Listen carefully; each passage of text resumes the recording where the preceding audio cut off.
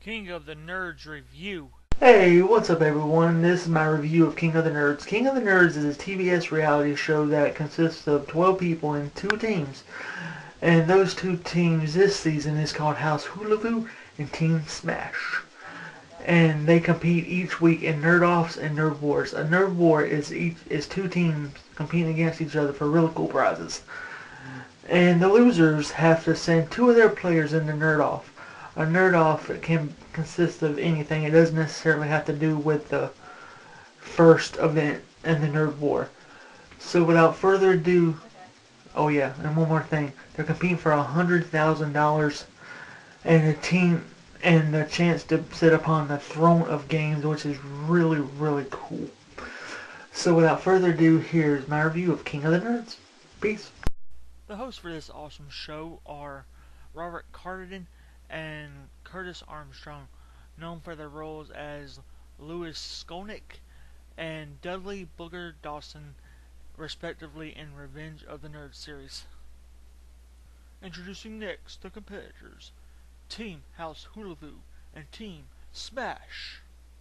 Representing Team Smash we have Bookworm Amanda, Jeopardy champ Colby, neuroscientist Heather, live action role player Ori, mathematician Jonathan, and quizmaster Jacob.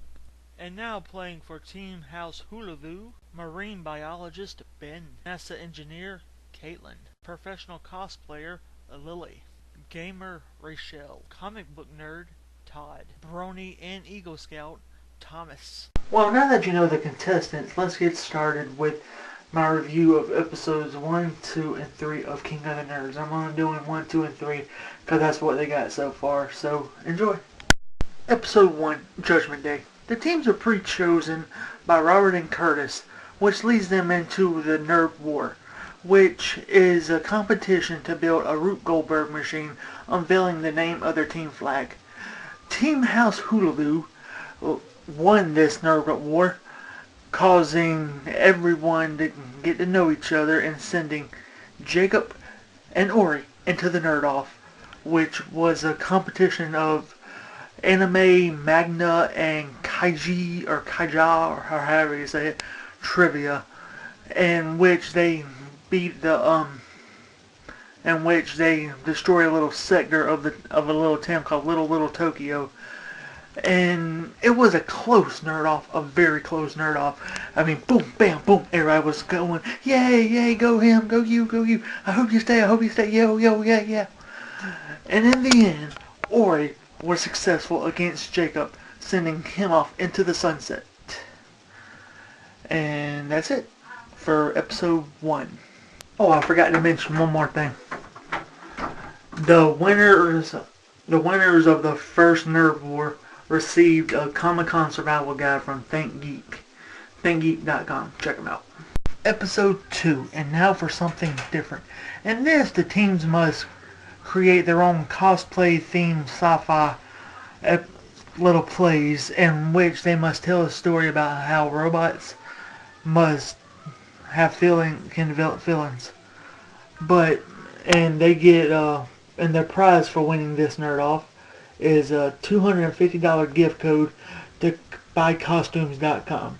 They were both pretty good, but in this, when Team Smash was just a little bit better by the judges, and they win, sending Thomas and Caitlin into a riddle-themed Nerd Off, in which they dress up as Monty Python Holy Grail characters. And I've never actually seen Monty Python and the Holy Grail, but judging by this, it's pretty cool.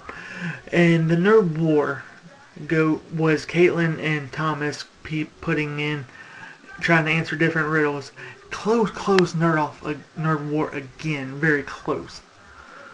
So close you could hear a pin drop. The tension was so good. But in the end, Caitlin was just a little bit better, and sending Thomas to tie another knot and help another scout in ventures of scouting and going back to the pony farm of My Little Pony. Next we have episode 3 entitled The Angry and the Gods Were Angry. So join me then. Episode 3, and the gods are angry. This is a mythological Greek gods, talking about gods, not that god. Well, anyway, they must build 2 boats out of cardboard and duct tape. And so the night before, they talk to Todd and Colby and say, "You'll be our spiders." Because Todd's a big guy, and big guys duct tape and cardboard don't mix, I know. Well, anyway, the next day, they go to the pool, and they get in the boats, and they start making their way, get the clues, and on the other side, they got these geometry math problems, which that's Caitlin's weakness, because she took all sorts of geometry classes. I mean, math classes, but not geometry. So, it was a very close one yet again. But Team Smash can't smash through the competition again. So they sent Todd and Caitlin into the Nerd Off. But first, Todd got on this big old whole rampage going off on Lily and a bunch of other people saying, "You show favoritism, you and Jonathan had this relationship thing going on." And I said to myself, wait, when did this turn into King of the Soap Operas? But anyway, onto the Nerd Off.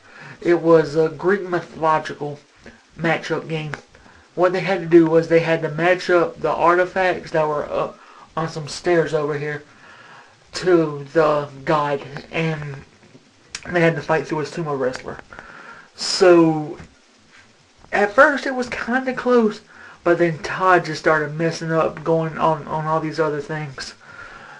Oh yeah, and after he had the dispute with Lily, he apologized, and everybody accepted it. So, in the end, Todd ended up losing the Nerd Off, going off and writing comic books, and spreading the word of comics everywhere. So, anyway, that was my review of King. Oh yeah, and they gave Big Todd a hug, because who doesn't love a gentle giant? I know I do. But that was the end of episode 1, 2, 3 of King of the Nerds, episode 3. Join me next time when I have episode 4, entitled "Do They Choose Wisely or Poorly?" I'm Josh, with your review man, and as Spock would say, live long and prosper. Peace out.